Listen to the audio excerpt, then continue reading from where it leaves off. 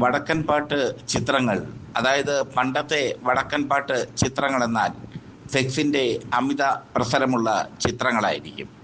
വടക്കൻ പാട്ട് കഥയായതുകൊണ്ട് വളരെ മനോഹരമായി സെൻസർ ബോർഡിനെ കബളിപ്പിക്കാനും സാധിക്കും.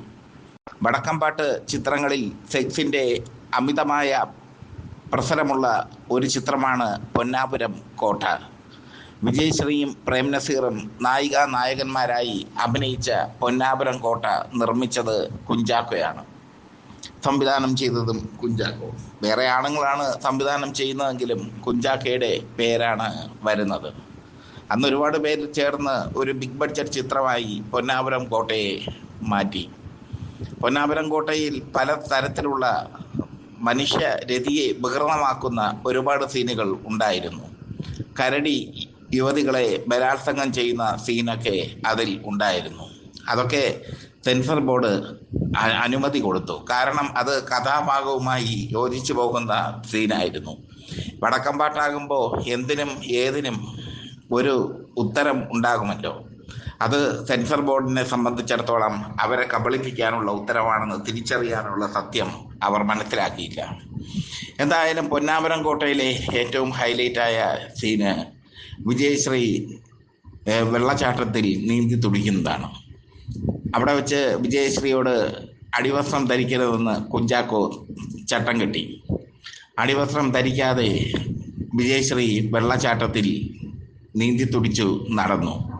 കുരുത്തം കെട്ട കാറ്റ് വിജയശ്രീയുടെ ആകെയുണ്ടായിരുന്ന വസ്ത്രം അടിച്ചുകൊണ്ടുപോയി.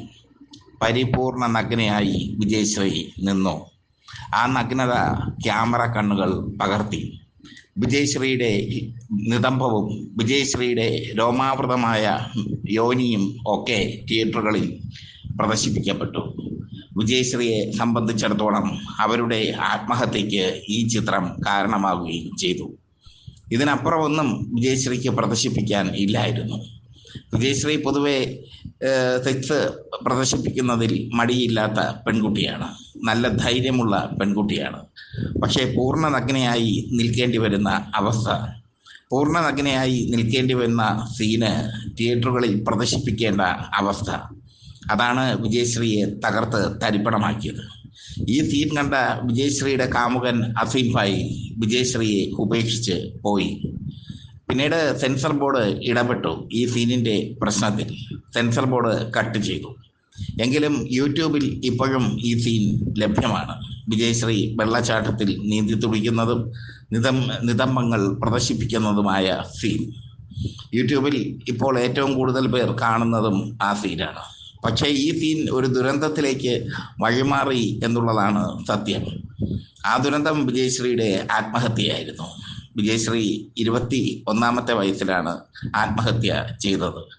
ധാരാളം വേഷങ്ങൾ തേടി നിൽക്കെ അവരങ്ങ് മരണത്തിൽ അഭയം പ്രാപിച്ചു. കാരണം സിനിമ അവർക്ക് നൽകിയത് അത്ര തിക്താനുഭവമായിരുന്നു. വിജയശ്രീയുടെ മരണശേഷം കുഞ്ചാക്കോയുടെ ഉദയ സ്റ്റുഡിയോ തകർന്ന് തരിപ്പണമാകുന്ന കാഴ്ചയും കണ്ടു. ഒരുപാട് ഹിറ്റുകൾ ചെയ്തിരുന്ന കുഞ്ചാക്കോ ഒന്നുമല്ലാതായി മാറി. പിന്നീട് മകൻ കുഞ്ചാക്കോ ബോബനാണ് അതെല്ലാം വീണ്ടെടുത്തത്. വിജയശ്രീയുടെ ശാപം കൊണ്ടാണ് കുഞ്ചാക്കോയ്ക്ക് എല്ലാം നഷ്ടമായതെന്ന് സിനിമാ രംഗത്തുള്ളവർ അടക്കം പറഞ്ഞു. എന്തായാലും പൊന്നാപുരം കോട്ടയ്ക്ക് ശേഷം കുഞ്ചാക്കോ മുതലാളിയുടെ കലികാലം തുടരുകയായിരുന്നു. ശനികാലം തുടങ്ങുകയായിരുന്നു. കലികാലം തുടരുകയായിരുന്നു. വിജയശ്രീയുടെ നഗ്നമേനി പ്രേക്ഷകർ ആസ്വദിച്ചു. ഇനീഷ്യൽ കളക്ഷൻ ഭയങ്കരമായിരുന്നു പൊന്നാപുരം കോട്ടയ്ക്ക്. ഇനീഷ്യൽ കളക്ഷൻ കൊണ്ട് മാത്രം ചിത്രം പ്രോഫിറ്റ് നേടി.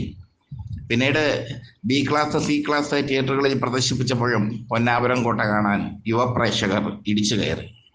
കാരണം വിജയശ്രീയുടെ നഗ്നമേനി കാണാമല്ലോ എന്ന് പറഞ്ഞാണ് ഇടിച്ചു കയറിയത്. പക്ഷേ സെൻസർ ബോർഡ് വെട്ടിയത് കൊണ്ട് അവരെല്ലാം അതിൽ നിരാശരാവുകയും ചെയ്തു. പാവപ്പെട്ട പെൺകുട്ടി, സിനിമയെക്കുറിച്ച് ഒന്നും അറിഞ്ഞുകൂടാത്ത പെൺകുട്ടി വിജയശ്രീ ഈ ചിത്രത്തോടെ ആത്മഹത്യ ചെയ്യുകയും ചെയ്തു.